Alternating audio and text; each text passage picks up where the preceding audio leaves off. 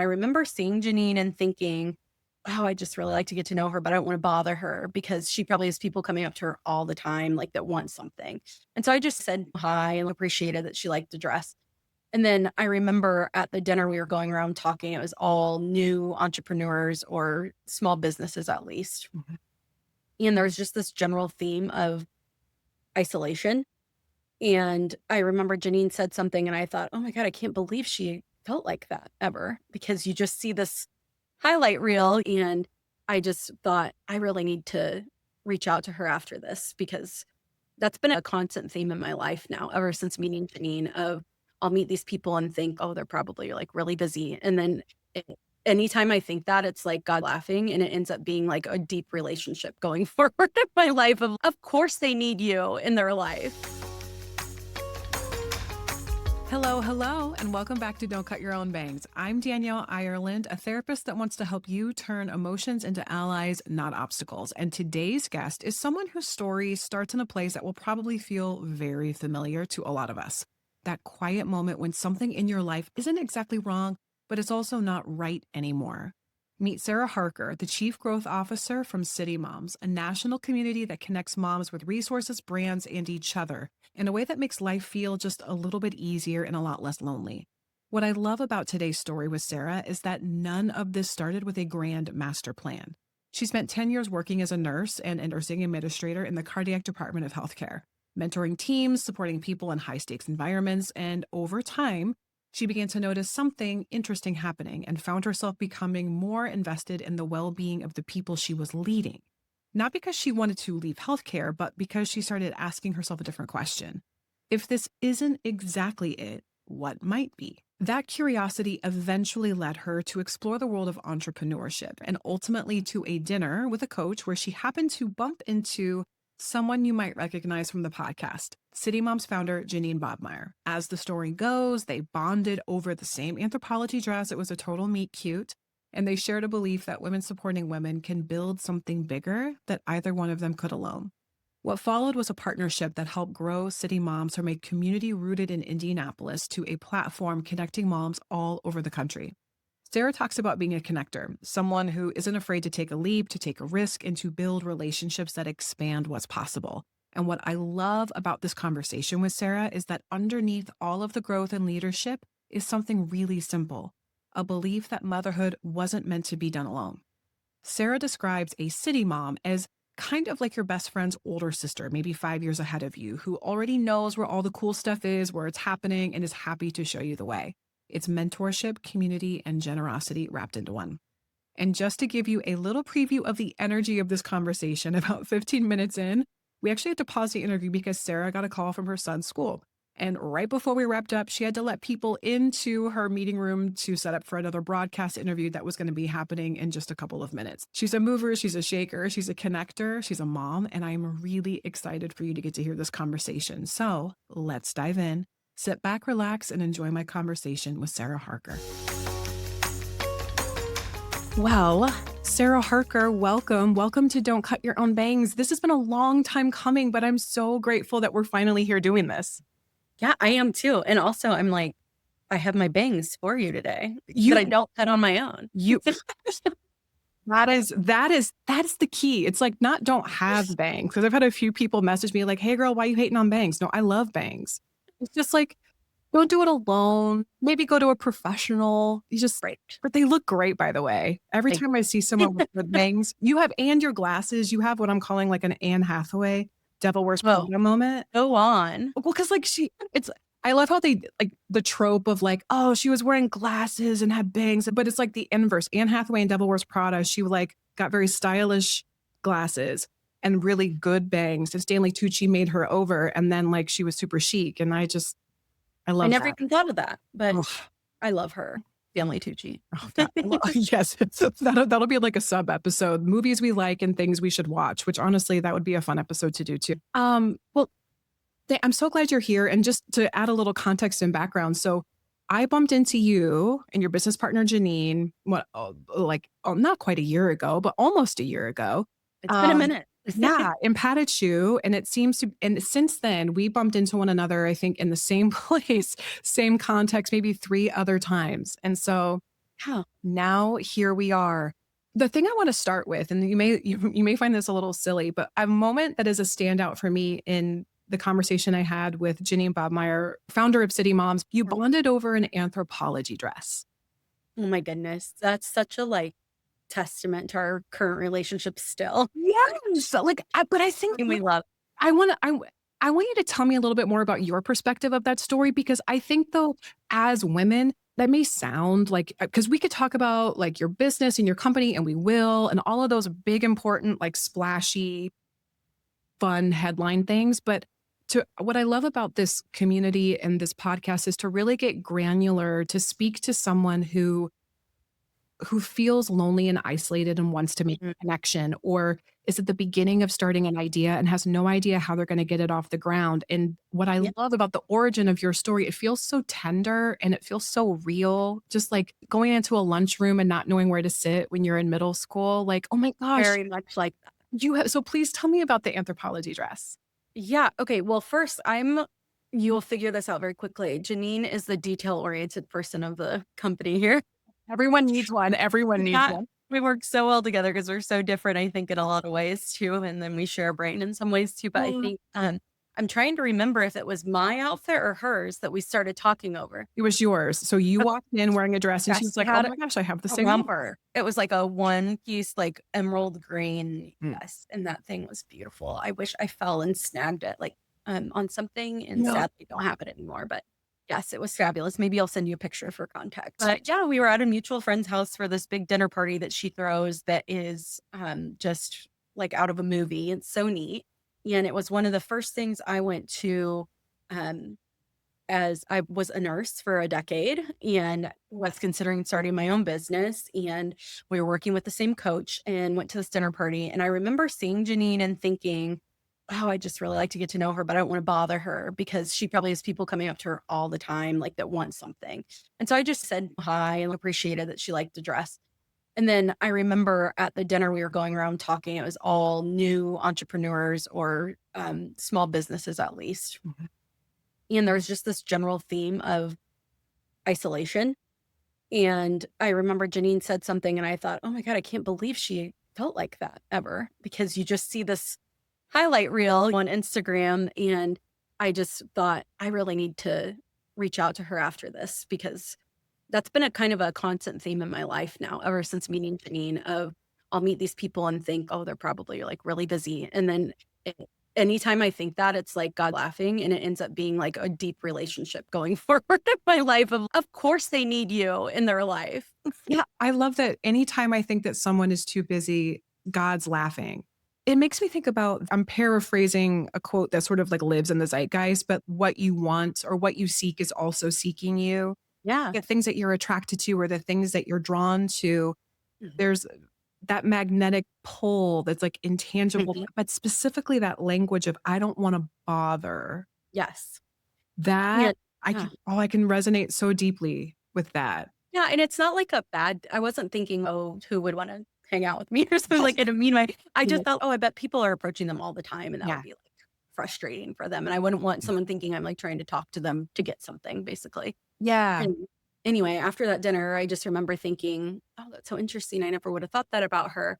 And then what was really funny is I had said at that dinner, I'm gonna put in my notice, and I'm, doing the thing. I'm jumping, and of anybody in my family that, is really into business, my dad's a doctor, but that's a little different, owning your business. There's not, any just entrepreneurs really in my family. And what's funny is Janine put down the date that I said I was resigning, and she texted me and said, "Did you do it?" And she told me when she was leaving, she's like, "I'm gonna text you," and I just thought, "Oh, that's cute."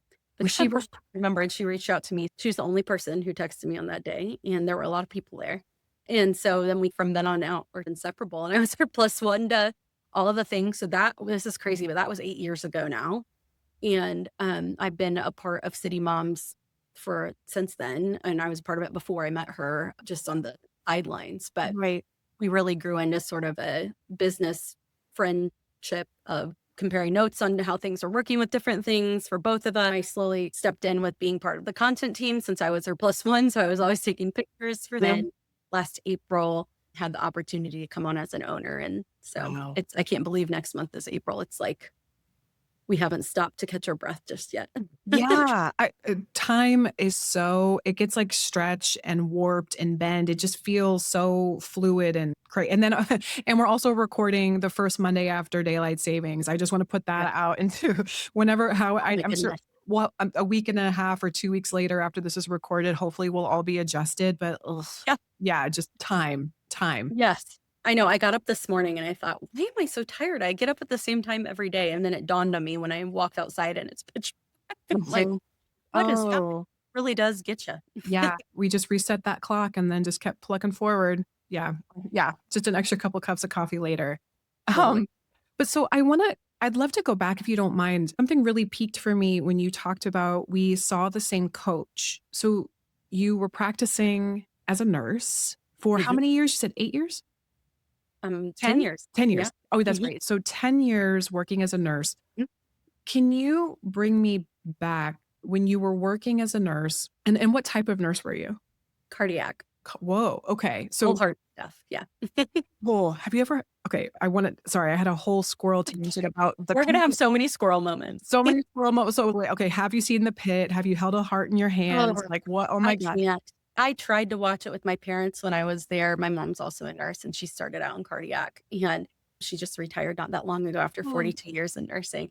I can't do it. I don't know if it's, like, trauma or something, but I just can't even it's not relaxing for me to do that. If I'm watching, I wanna, like, laugh. Well, 1, the show was not relaxing, period. It's just not No. I'm the same way with therapy. Yeah. That show that Harrison Ford is Shrinking, my changing favorite. I know, and I know the show is not specifically a it's not like The Pit for therapy, it is a little different, but there's also a couple of reality shows that feature therapists, and I can't unwind. Thank you for the work that you did as a nurse, by the Just way. I truly my life was forever changed from the kindness of a nurse in an emergency room when I had a miscarriage. Like, she oh, held my hand, literally and metaphorically.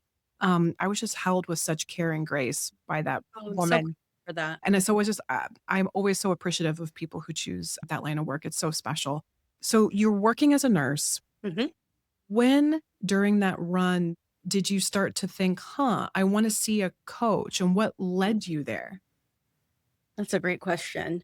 I think I was getting to the point I remember thinking to myself, I like taking care of my coworkers more than my patients. But the last straw is when I had that moment. So I'm old enough that I worked when there were really safe ratios. Like when I started in nursing, you were only allowed to have 3 patients on the unit I was on, and now they take 5 to 6 on that unit. And at that time, when I was at that hospital, there would be things that would come up that I would be able to help people because I had the time to talk to them a Right. lot more. And each year, it felt like it just kept getting more of check off the list. You're doing things for administration, you're doing things for insurance. And I really remember thinking, I feel like I'm going to hurt somebody because I'm rushing so much and having to meet these things. And it's just not what I signed up for. Nobody goes into medicine or nursing to or therapy check the box. You like, you have to have at least a heart. No, So that's very fitting considering the type, like the nursing right. department you were in too. That makes sense. Yeah. Yeah, and I had a couple of instances or that there were just, like, really disrespectful interactions too with other people. Certain people in certain roles are allowed to speak however they want to people, and I'm just not a person that really sits by very well with that, and so I just thought this is not gonna be very long, Mhm. and I went through a period where I was like, "Okay, well, then leadership is where it's at," because I just kept getting put in charge of things but there's no extra money. Surprise, you work really hard, so here's double the stuff to do, and by the way, you're gonna train everybody, and by the way, will you be on this committee? And I went really far into that for a while, but I really wanted to be present for my kids. The last role that I was in nursing, the last thing I did was round for cardiologists, and so I would be there from 5 until 5 because I had to be there first to figure out I say that I was like, chaos control or, air traffic controller because I'd have to know which doctors they're on, who does what specialty with different testing and different types of procedures, and then know where they're gonna be so I can grab them if an emergency came in, and I loved it. That kinda helped me figure out too of I'm not made to be, like, doing the same thing every day, and I'm Yes. really not made to have someone looking over my shoulder all the time. And so I think I was feeling that, but the big pull was that I was like, okay, when I'm trying to get myself into something that I don't want to do, I have to find something positive out of it. So Oh, this is so silly. And I probably annoyed so many people with this thinking back on it now, but I would write out a positive quote and then tape it to our Pixis machine for the day for like the girls that I knew I was working with, depending on what they were going through. And some of them would be like, oh my gosh, thank you so much. And they'd put it in their card or in their pocket or something and keep it.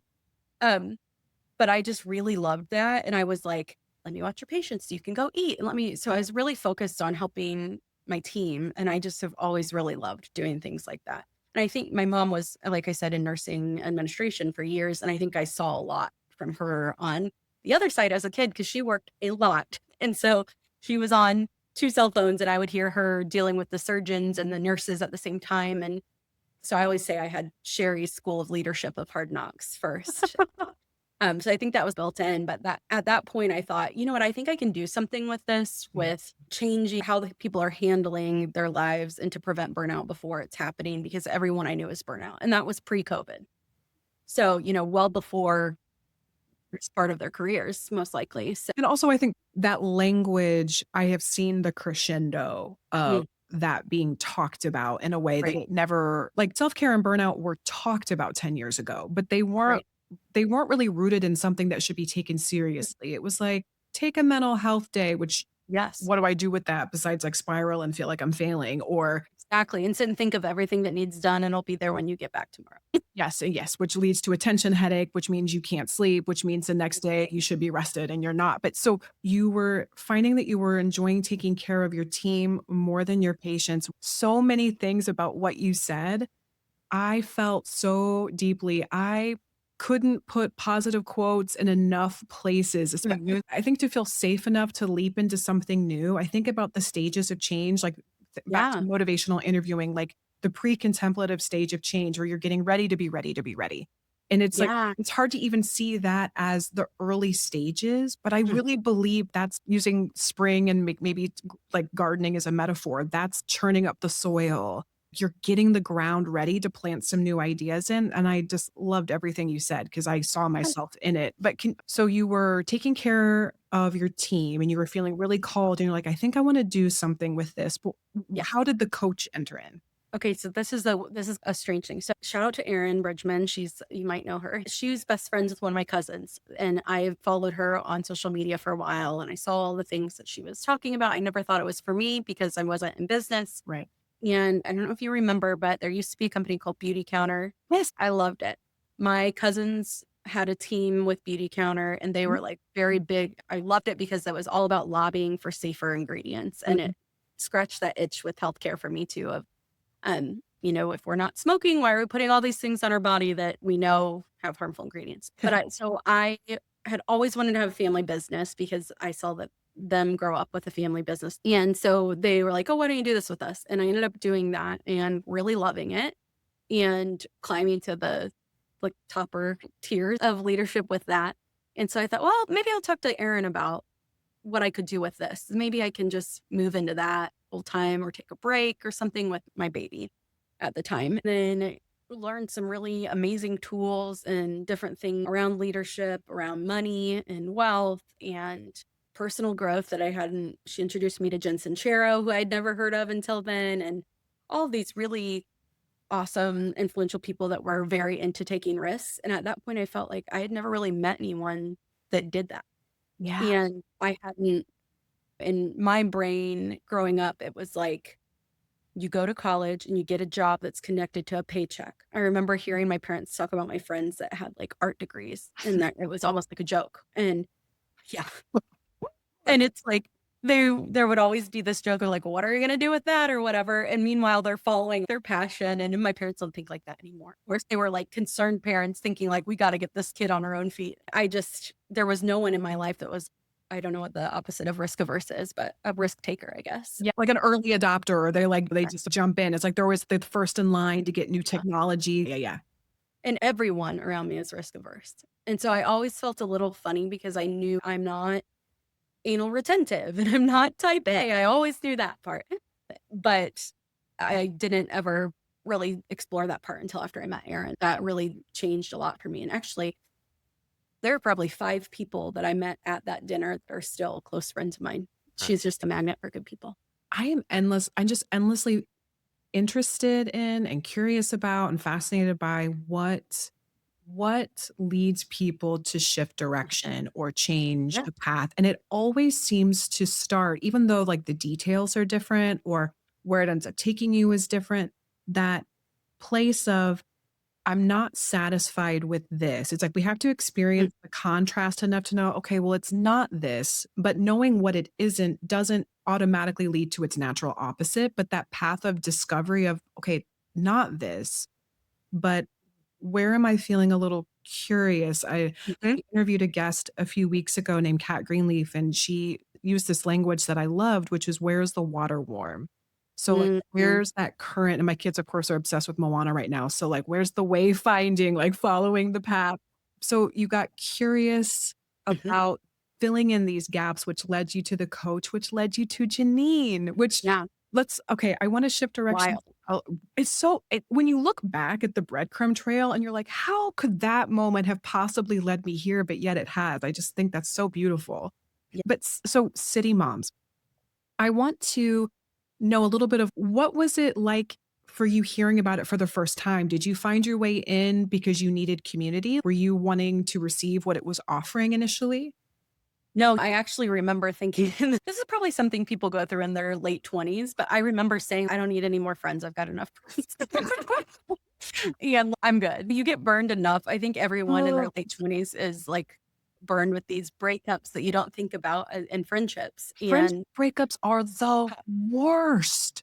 yeah, The and I just worst. remember thinking, like, I have such great friends already and close with my husband, and I'm the oldest of 5, and I'm close with my husband's sister and his cousins, and so I just thought, "I don't need anybody else," which is could be a don't cut your own bangs moment. So, yeah, no, that wasn't what I was looking for. I think when I first started following City Moms, I was just looking for stuff to do in Indianapolis, and I knew that Janine always knows what's next and what's coming, and so I think that's, why I originally started following.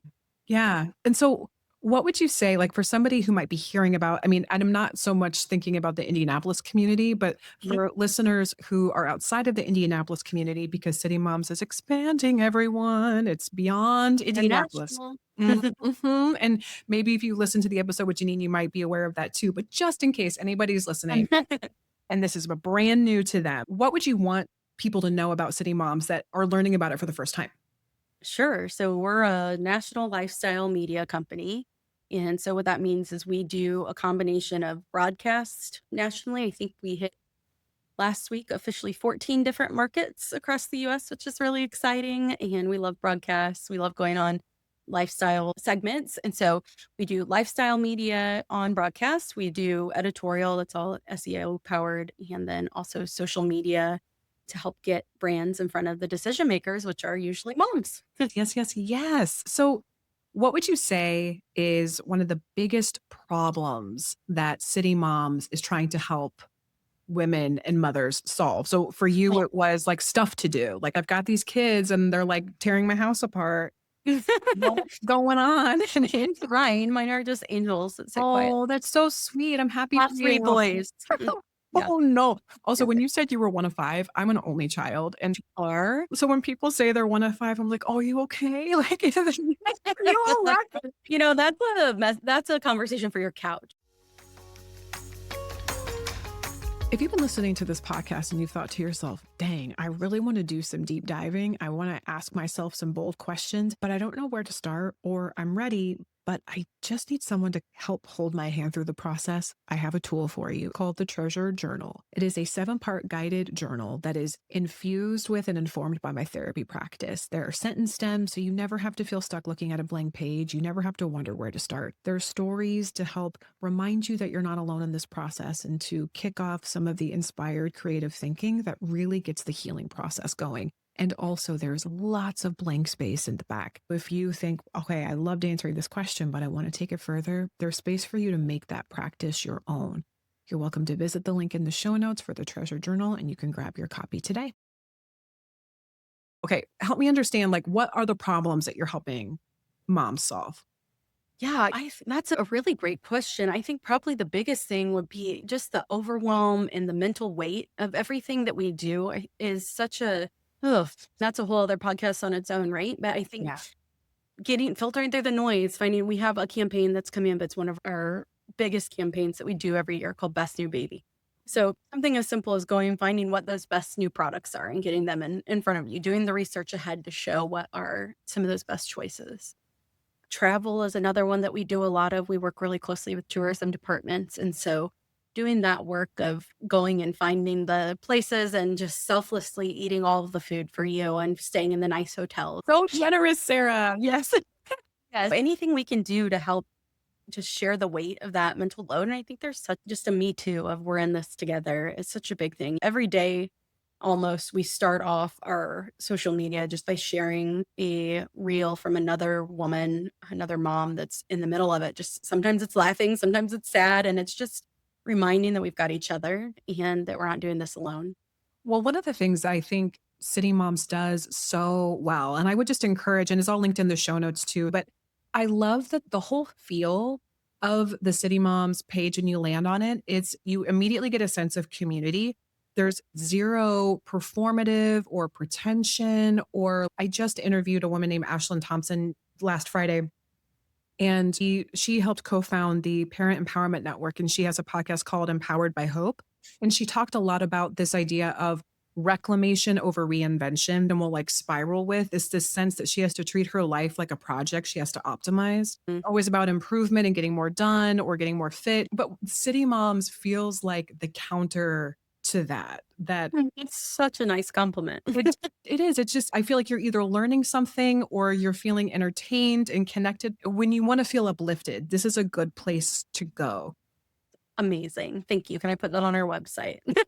Please do. Please do. Because I mean it. It's so beautiful. But I want to know what, in your opinion, makes City Moms different than other communities like it, because it completely stands alone, which is why I think it's going national, because you're filling a gap. Oh, that's a big question. Of course, everyone's going to tell you that there's nobody like us. I think probably every person that you ask is going to say that if they own a business. But I think a big area where we stand out is definitely broadcasts. We're just always excited to reach more moms and talk to more people. I'll just say too, maybe I'll answer my own question for you, which I promise this, I wasn't soft pitching myself to answer this question. I think you and Janine, you genuinely want to connect women with community, with resources. You want to help make their lives a little easier, shoulder some of that decision fatigue, one less decision to make, one less problem to solve, one less meal to figure out. And and that translates. Mhm. That really translates. Because I'll just say there's a lot, there's so many experts. But I think what you guys, as much as we love a good expert, sometimes we just need a community. Yes. And you guys do that so well, but in the digital age. Thank you, Carrie. I think we started another platform this year for connecting with our city moms, and we actually decided to close it because we realized everyone's connecting on social. And so I think we wanted it out there so it was more open, less barriers for other people. And that's always the goal. I think even with some of the work that we've done this past year, we've started working with brands to help be a liaison between influencers and content creators. So especially in the parenting space. And that's been really another fun way to come alongside people with that weight of, oh, I don't know how to do this, and make that an easier flow for them as well. Yeah. But we're always just keeping our eyes out with that. I mean, Janine, I love that she uses this phrase, but she says, City Mom is really the cooler older sister of your best friend. Yes. Like she's Literally. 5 years ahead of you. Yes. Yeah. Yeah. So I Totally. think that's fun to be that, because we always want to be reaching out to this next wave of moms. I don't want to say generation because it's not necessarily a full generation gap, but it's who can we help mentor into that space? And again, just make it real and not there's this striving for perfection, but just be real together. Yeah. I'm curious. So when you were describing just a few moments ago about like what you're not, I'm not type A and I'm not overly detail oriented, but you obviously like you bought into the company and you were brought into the company because of what you do. Tell me, what do you bring? Yeah. Oh my gosh, that's so funny. Yeah. Well, what a loaded question. You are such a good question asker. Like you should Thank just keep you. living or something. Well, of course, I would love to say that I bring the fun because that's like the biggest thing. Anytime I'm introducing anybody, I'm like, well, they're fun. And Janine's, and what else did you bring? The first important thing for me. What else? Yes. And I am just a natural connector. I think that's my favorite thing in the world is connecting other women to each other. And so I think that's a big thing. I also am not really afraid of much. We were at something a couple weeks ago and we saw somebody who's really well known in Indianapolis. And I was like, come on, let's go talk to him. And Janine was, whoa, stop. But they're right there. She said to me, I'm like, they're right here. Yeah. Yeah. Like, let me go over there. That's always a fun part of our relationship because Janine has everything like it's set out, it's Yes. programmed, there's a plan. And I am pretty strategic too, but I'm more of a jump. And I think that's part of what is really great with the both of us is we support each other like that. I love that. That's beautiful. You are a connector. I have a good gut feeling about people, but I don't know if like my mind works in that way. Like my husband is a connector. I would say some of the closest girlfriends I've had in the last 10 years have Mhm. been introductions that he made out in the world. He's almost like handing out my card. You should call my wife. Yeah. You need a friend? I Yeah. love a supportive husband. It's tell people whenever I'm meeting them for the first time or telling them I'm going to connect. I'm like, okay, I know some people say they're going to introduce you to people and then it's just, oh, they mean well. Prepare to be bombarded in your inbox. 'Cause I just hate that when somebody tells you like, oh, I want to introduce you to so and then you don't want to be a pain in the butt asking for follow up with that. But there's so many great women too. So it makes me really excited to get to do things like that. Okay, so that's your strength. You're a risk taker. Yeah, You I go think for it. You're fun, and someone's got to be in charge of the fun in the group. yeah, I can do that. I bet you go for there. I yeah, and I think something funny when I started that company, I was sort of like a foot out the door of nursing because it was still in healthcare. It was to serve people in healthcare. And but I printed the little badges that all the healthcare people wore. I printed these that I would hand out when I was talking to different groups, and it said a mantra on the back of it that said, "I have the power to be influential, and I stand tall in that today." And I felt like that was such a powerful thing to really, if you really stop and think about it. And I think that goes back to that meeting Janine the first time. It was something similar of rather than thinking, what if you're responding to these situations not in a way of, oh, I don't want to be a burden or whatever, but you think of it as the opposite of I have the ability to be influential and Yeah. person might need you.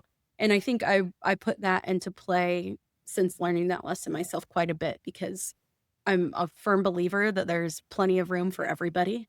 And I know you hear people say that a lot. I've heard people say that before, and then they're the last person that would offer another seat at their table for somebody. Yes. You can tell people who mean it from a place of abundance and people who say that from a place of scarcity. It's just, yes.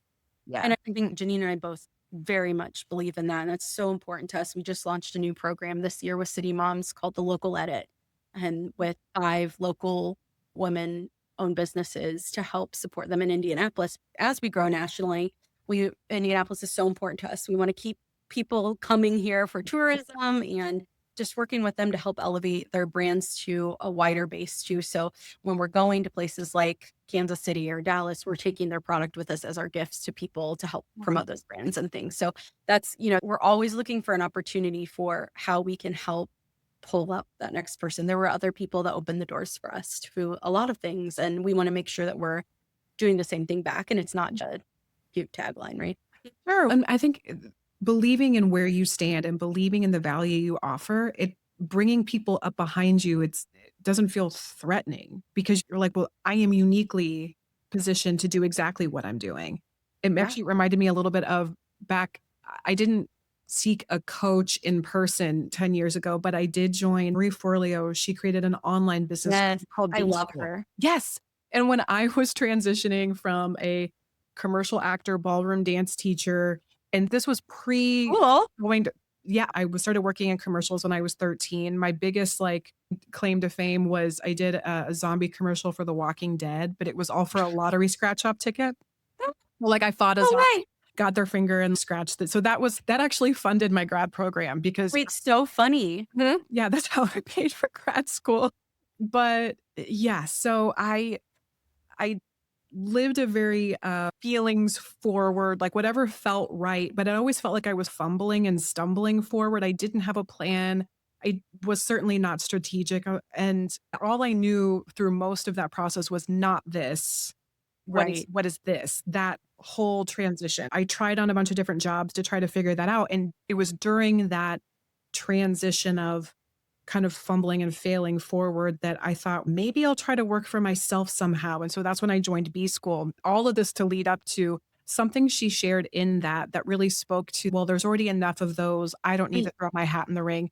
She was like, if you were to think of your favorite Italian restaurant, but can you name 5 other Italian restaurants outside of your favorite? Of course you can.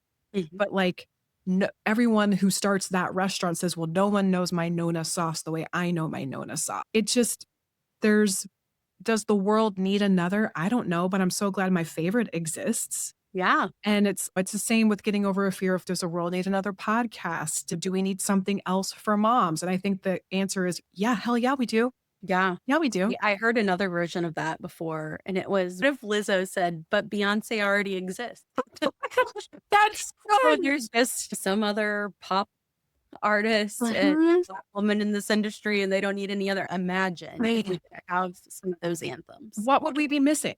We would Yeah, be missing so much. yeah. Well, so I'm just curious, what was that moment of that I think we need to think bigger? Yeah, well, that was before me. Even in COVID, I think is probably what Janine would tell you is the answer. She really saw a need for where things shifted online, and then we were seeing a big increase in where people are coming from. Last April, I came in as the chief growth officer to really push it. Mm. There's always a point in time in entrepreneurship when you've got to wear another hat, and it's nope.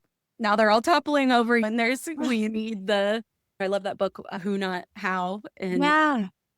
I think that is probably the spot where we got to with that. And but Janine built such an incredible foundation already for that. Through broadcast is really what pushed us out for different markets. On the Drew Barrymore show, I remember that happened during Yeah, COVID. I remember minor detail. just, just a Yeah. little name drop. But Yes, and I was in that with her, yeah. which is so fun, even though I wasn't working for that. Yeah. Well, as chief growth officer, so like growth is scary. Mm. Growth is desired. I love setting goals. Ooh, I could brainstorm. My favorite thing is to like lunch, brunch, and brainstorm. That, Yes. oh yeah, let's get all the ideas. Let's throw it up on a Mm. whiteboard. Oh, that's so tasty. And then to actually push the boulder up the mountain. Yes. What would you say is one of the greatest challenges of being in charge of growth? And Yeah. what do you wish more people knew Ooh. about that process? Wow, everything just goes back to the don't cut your own bangs moment. We have a solid team of project managers, and our director of project management is wonderful. We work with a lot of content creators, and we really need all of that support. So I think that's the big thing is, yeah, you can have the really big ideas, and Janine and I love having those, but we also really love strategizing and putting in the work. We actually have to have like limit. 'Cause sometimes I'll lock my computer in the car at night just as I'm like, I've got to put work away.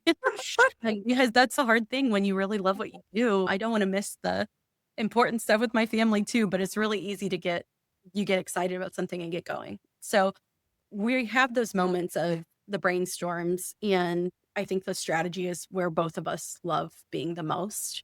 And then we've got a great team that also will help move that along with project management. The big thing, I mean, that I loved that book, Who Not How. It was really funny. If you don't know the backstory of that, the author actually didn't even write the book. He was like, I am not a good writer. I hired a ghostwriter. I'm so glad that more and more people are actually talking about that openly because it's absolutely it's affirming when people can really Yeah. own this is my zone of genius and then I hired someone for their zone of genius.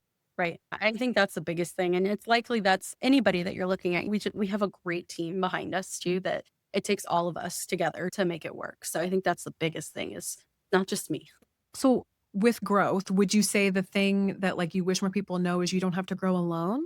Like you Absolutely. I think you don't have to grow alone, and I think we so often get this in our heads of, I just have to work a little harder. And I think that's such a lie, especially for women and moms of I just have to work a little harder. I had back in my beauty counter days, I had dinner with the CEO and founder, Greg Renfrew at the time. Yeah. And I asked her, what's one thing you wish more women knew in business? And she said, how many, I thought this was so funny that she picked us because I would have never guessed. She said, how many male CEOs do you know that are cutting up snacks for their kids' soccer team? And I was like, that was such a pivotal thing I needed to hear at that time because I was building my business and I'm trying to be the first person when the school calls and to get the kids and got to keep the house clean and all these other things that with so much more pressure. And Yeah. I had a nice conversation with my husband after that too, and he was like, "Yeah, you're right." But so I think finding the means to delegate some of those things, like you and I were talking about, whether it's your funding by a Walking Dead commercial or how, you know, making a list. What do you do every single day, every single week, and what of that can be delegated? And it's really not as hard as you think. And that's like the best exercise in the world to do because you feel so good when you're like, no wonder I'm freaking tired. Look at what I'm doing.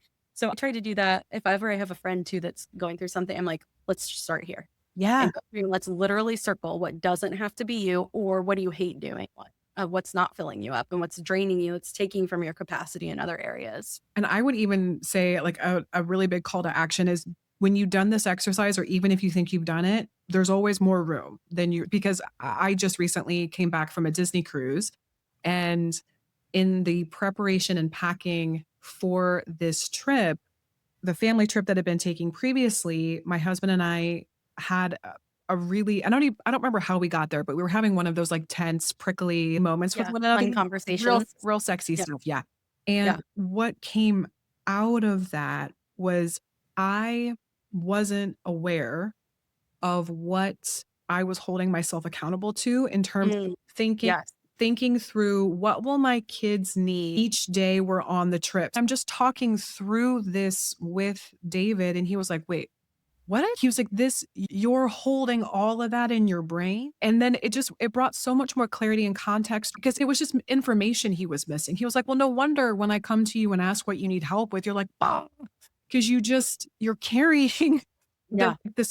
he was like, "That doesn't feel balanced. I don't feel good about the fact that you're doing all of that Yeah. for yourself." And I wasn't even aware of what help I needed to ask Yeah. for because I was just carrying it. All that to say, yes, make the list, sit down with a friend, do exactly what Sarah said, and then maybe give yourself grace when you find, oh, there's a 2.0 and there's a 2.5 and there's a Right. 3.0 version of the list. There is.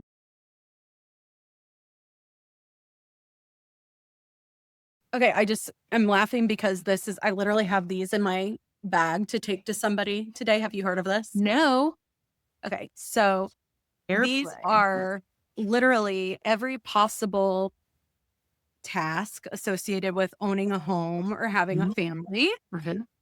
And I saw this and I was like, why would anyone make this? Do they want a divorce? Basically. And because it seems like a really great way to have a fight. Mhm. And but it comes with like specific instructions. Definitely follow the instructions. This is not a paid ad. I don't work for them. But I actually did it with my husband and last year. And so you basically put who's doing what in the pile and then you look and is it equal? Mhm. And if it's not, then whoever it's not, spoiler, then you have to choose. And this was really hard for me. You have to choose what card you're giving for them to own. And then they own that card. And Yeah. so we're trying to do like a quarterly check in with this of do you want to trade a card or something? Like, Mm. I don't know. I've taken out the trash like past 6 times and because I got tired of saying, it's your card, it's your card. So like this next quarter, I'll probably be the trash person or one of the kids will get that. It really was helpful to rebalance those expectations. I think that's Yeah. another thing is when you're looking at growth, making sure you're not just looking at work growth and that you're thinking about what's going to fall. Because we all know it's a balancing act that doesn't exist. There's no balance. And I love in terms of because I think sometimes our fights get boiled down to things not being equal or fair. But I Right. think thinking about what feels equitable. And Brene Brown talks a lot too about personally checking in with what your capacity is before trying to ascribe to or assign a role. Right. It's like all of that nuance is great, but also I love a good card deck. I love Yeah. a good It car wa fix. it's great. I really have been, like, recommending it, but I wouldn't just jump into it, especially if you're mad, don't bring it up. Wait until you're calm. And, yeah, I think it was really helpful for us to sure. So you're saying this isn't the tool to break up a fight. This is It's just not the tool to break up a fight, and I would even put some kind of a ground rule of, like, don't bring it up in a fight. yes. Because the point is partnership. Right. That's great. Well, Okay. Yeah. Sarah, I this isn't a smooth transition, but nevertheless, we are here, and I want to know about your "don't cut your own bang" moment before you hop off. Well, I think mine is and we've touched on it a little bit, I think right when I was shifting from nursing into my own business, I had this idea, the whole goal was to help prevent burnout in healthcare. And what I think is really funny is that what ended up happening is every client that I worked with, I ended up telling them to leave healthcare. So the whole goal was to keep all the people in healthcare that I saw leaving because they were burnout and it like was too late by that point. It was literally the opposite. Truly all leaving healthcare. But in some capacity, I was recommending they leave their current role because I mean, we've seen, and in the past decade, a lot has happened in healthcare. You Yes. know, I don't like there's this debate anymore of is our healthcare system broken? And when I started that company, there was a big debate about that. Mm. In fact, my parents that were in healthcare, one of the first things my mom said was like, nobody's going to buy that. And I was like, thanks, mom. That's awesome. And I think now there's nobody who's questioning, is there a need for a change in healthcare? Yeah. But my don't cut my own bangs moment was definitely like thinking, oh, I've got this figure out. Like I'm in it. And it's nope, this is a huge issue and many other facets. And I think what I ended up figuring out, not intentionally, it was more of that curiosity that you were talking about as working my way through um, different steps that ultimately led me here with just being open to what the real goal is. Yeah. Going back to this is a little bit of a bookend of thinking, "Oh, I don't wanna bother somebody," just that's God Yeah. laughing. The moment, the millisecond, "I think I've got this figured out." Well, every time. Oh, Yes. boy, there's someone somewhere is laughing. Yeah. You do. This is a growth moment. Yeah. Let's see that. We'll pressure test that theory. Well, Sarah, thank you so much for taking the time. I'm so glad we Yeah, were able to do this and bring this together. And for everyone listening, just the Fair Play card deck. And tell me the book title again. I want to make an sure. actual book. Yeah, Yes. yeah. Who, not how, Who, not how. for having me. And a great time. I could talk to you forever.